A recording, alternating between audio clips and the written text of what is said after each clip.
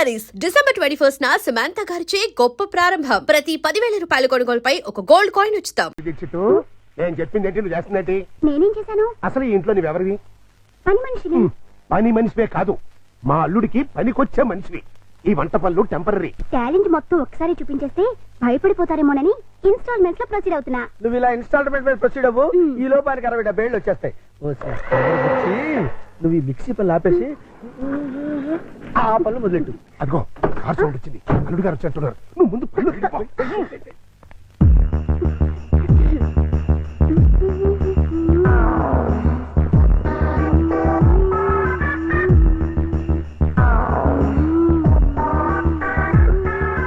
Look పడింది, గుట్టకు కూడా పడింది.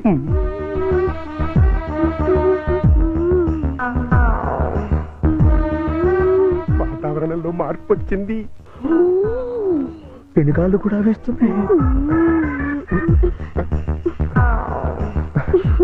వాయుగుండం ఏర్పడింది, తుఫాను చెలరేగింది.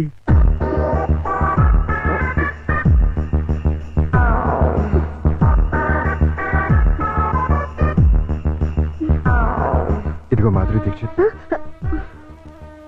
ఒక్కసారి లోపలికి రా.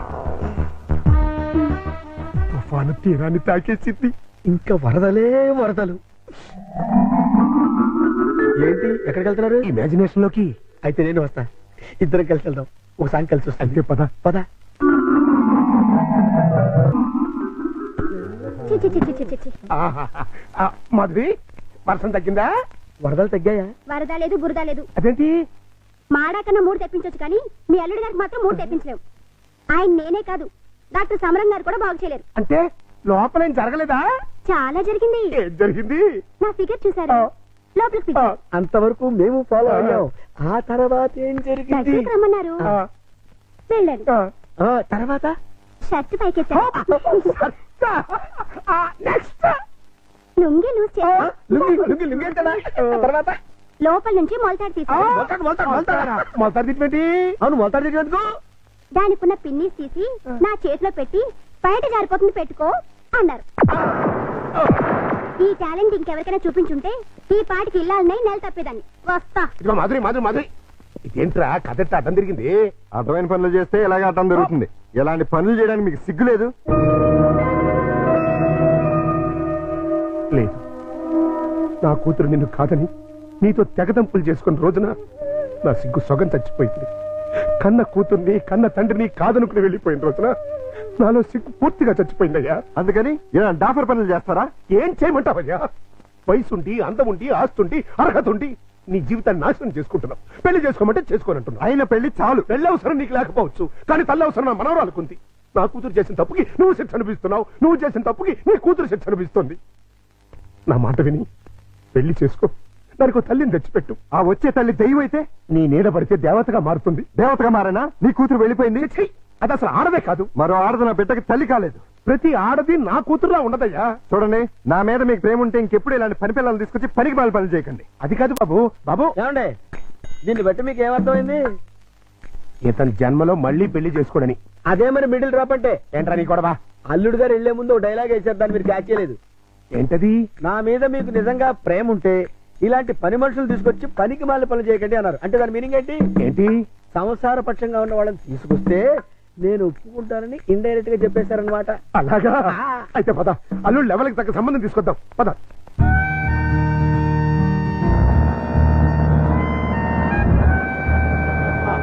రండి, మీకోసం వెయిటింగ్. Hi uncle. హాయ్. మన బాబా? కాదు, మా బాబు. అదే అదే. మీ వారు రాలేదా? ఆయన ఇక్కడ ఉండదు, దుబాయ్ లో ఉంటారు. అంటే మీరు ఒక్కరే ఉంటారనమాట. Very good. మా బాబు బబ్లు కూడా ఉంటాడు. అదే అదే. మీకేమైనా హెల్ప్ కావాలంటే చెప్పండి, చిటికలో చేసేస్తా. అంత అవసరం నాకు రాదులేండి. సామాన్లు దించండి. అలాగే దించేస్తాం. మిమ్మల్ని కాదు, వాళ్ళని. అంకల్, మీకు క్రికెట్ వచ్చా? వచ్చా? అజారుద్దీన్ కి సచిన్ టెండూల్కర్ కి కోచింగ్ ఇచ్చిందే మనం. ఎత్తుకోవేసుకోమా. చచ్చాం అనవసరంగా కమిటీ అని. కమాన్ అంకల్, కమాన్.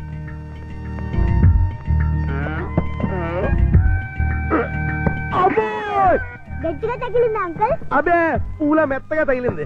అయితే ఎక్కువ బాలే. ఈ బుడతడు వాటం చూస్తుంటే కొట్టరాని చోట కొట్టిన చేత అక్కాయో అక్కాయో అనిపించేలా కనబడుతున్నాడు. అయిపోయాడు గుంటడు. ఏ పిల్ల ఆ బాల్ ఏంటి ఇలా రా ఇస్తా. ఇదిగో. అమ్మా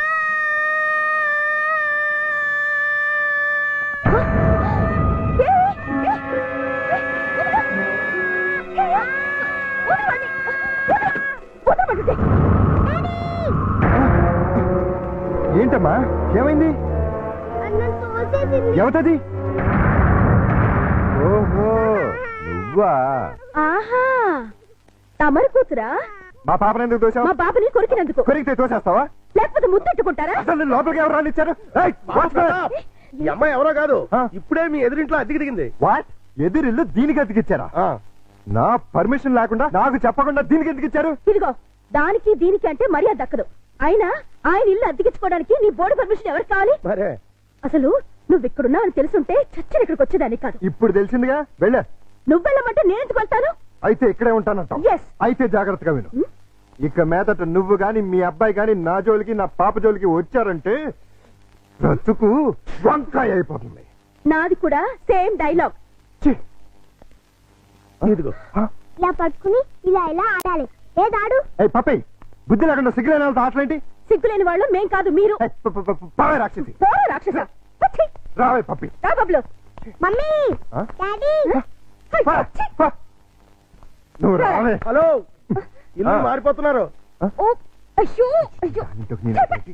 ఇదొక ఎర్ర బ్యాటు. ఆ? అయ్యో బంగారం లాంటి గిన్నె ఎలా తత్తున్నాడు చూడు. స్టూపిడ్. ఈ క్యారెక్టర్స్ చూస్తుంటే ఏదో ఫ్లాష్ బ్యాక్ స్టోరీ ఉన్నట్టు అనిపిస్తుంది. చూద్దాం. అల్లుడు గారు వచ్చేసారు. మ్యాటర్ లీకేజ్ అవ్వకుండా లోపలికి తీసుకు. అలాగే. ఏంటి అర్జెంట్ గా రమ్మని ఫోన్ చేసావు? ఏమైంది? చాలా ఘోరం జరిగిపోయింది బాబు. లోపల రా చెప్తాను. నమస్కారం, కూర్చోండి. వీరే మా అల్లుడు.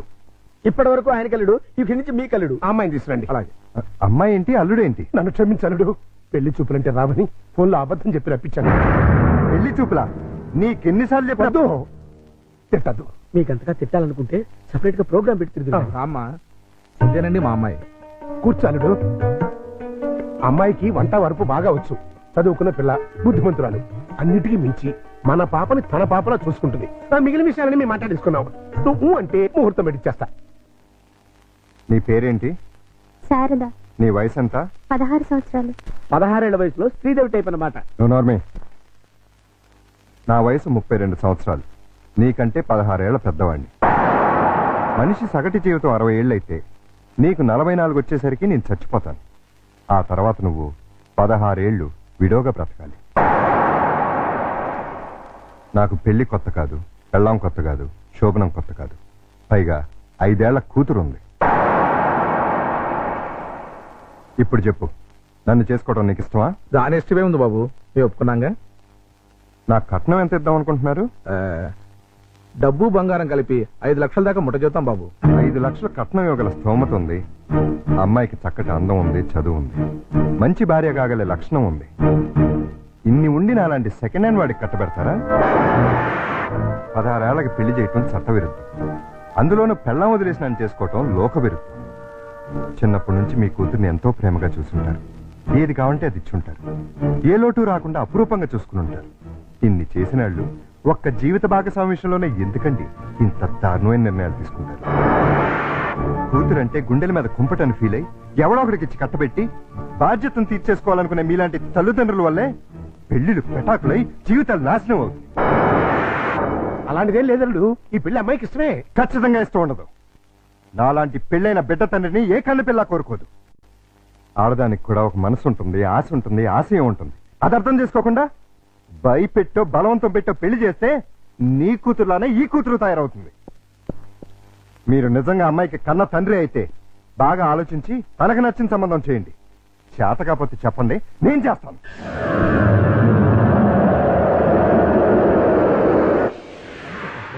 Good morning good morning. Good morning. ఏంటి అంతా రెడీయా? అంతా రెడీ సార్. హీరోయే లేడు. ఏమయ్యాడు? నేనే ఎందుకు లేని పంపించేశాను. ఏ ఆ హీరో వేషం నే వేద్దామని. చండాలంగా మీరు హీరో ఏంటండి? అంటే నేను కామెడీ వేషాలు తప్ప హీరో వేషానికి పలికినామా? పిచ్చేసాలు వేయడానికి తప్ప ఎందుకు పనికిరారు. ఇదిగో నువ్వు వెళ్ళా మాడకింద పిలుచురా. అల్లుడు, నువ్వు చేసిన పని ఏమన్నా బాగుందా? ఏది మా ఓనర్కి వేషం ఇవ్వబడదు. కాదు, బంగారం లాంటి పిల్లని పెళ్లి చేసుకోబోయే మగడా అంటే ఆ పిల్లకే ఇంకో మొగుని చూస్తాను అంటాం. నేను పెళ్లి చేసుకోనని 1,00,000 సార్లు చెప్పాను. చేసుకోమని 1,00,00,000 సార్లు అడిగాను. అసలు పెళ్లి మీద నాకు లేని ఆశ నీకెందుకు? దాన్ని కని నీ కట్టబెట్టి నీ జీవితాన్ని నాశనం చేశాను కాబట్టి, నా కూతురు చేసిన తప్పుకి నువ్వు శిక్ష అనుభవిస్తుంటే చూడలేకపోతున్నాను కాబట్టి. అల్లుడు, దయచేసి పెళ్లి చేసుకో. నేనొట్టి మగాడిని కాదు, మొగుడిని, తండ్రిని. అయితే ఏమైందండి? మళ్ళీ పెళ్లి చేసుకుంటే మళ్ళీ మొగుడు కావచ్చు, మళ్ళీ తండ్రి కావచ్చు. నేను మరో కన్నిమెళ్ళలో తాళి కట్టి ఈ సెకండ్ హ్యాండ్ భర్తతో నేను కాపురం చేసేదని అనుక్షణం అమ్మాయి బాధపడేలా నేను చేయలేను. ఇక ఈ మనిషిని మార్చడం నా వల్ల కాదు. మరి అదే నా తొట్లో తొందరపాటు. రామాయణంలో ఎన్టీ రామారావు రావణాసుడు వేషం వేస్తే సీతక మాయరాగం రాముడు వేషం వేసిన హర్నాథ్ పోతానంటుంది అన్నట్టుంది. కాస్త అర్థమయ్యేట్టుగా చెప్తావు. మీరు ఇంకా క్యాచ్ చేయలేదన్నమాట. క్యాచ్ చేయడానికి బాలెవరైసారా? మీ అల్లుడు గారు ఆయన చెప్పిన లాస్ట్ లాగేంటి? ఏంటి? వెన్న మెడలో తాళి కడితే ఆ పిల్ల ఇతన్ని సెకండ్ హ్యాండ్ మొగుడిగా ఫీల్ అవుతుందని ఈయన ఫీల్ అవుతున్నారు. అంటే దాని అర్థం ఏంటి? ఏంటి? ఏంటంటే కన్యగారి పిల్లని చూడండి అని. కన్యగాని పిల్ల అంటే ఏదైనా కేసును చూడమనే? మీతో అదే అలాగే విడాకులు తీసుకున్న పిల్లలు చూడండి అని. విడాకులు తీసుకున్న పిల్లలు ఎక్కడ దొరుకుతారా? అమెరికాలో అయితే కుప్పలు కుప్పలుగా దొరుకుతారు. ఇండియా సంగతి చెప్పు. ఓ పని చేద్దాం, విడాకుల కేసు కోసం కోర్టుకు వెళ్దాం. మనకి పెళ్ళాలే లేరు, విడాకులు ఎవరిస్తారు? అయ్యి బాబాయ్, జోక్ లేకండి బాబు, లాఫింగ్ చేయలేక చచ్చిపోతున్నాను. అది కాదురా. మూసుకుని నన్ను ఫాలో అవ్వండి. కమా